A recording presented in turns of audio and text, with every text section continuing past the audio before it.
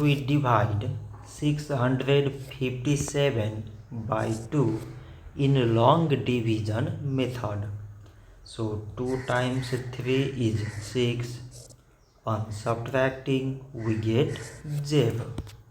So now we put down this 5 and 2 times 2 is 4. On subtracting we get 1. So again we put down this 7 and it is 17.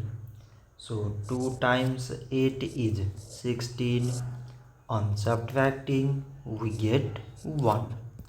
So now this 1 is less than 2 and there is no other number to put it down. So we take here decimal so that we put 0. So it is 10 and 2 times 5 is 10. On subtracting we get 0.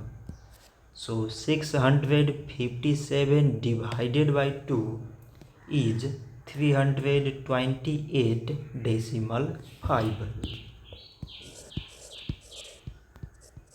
So this much for today and thanks for watching.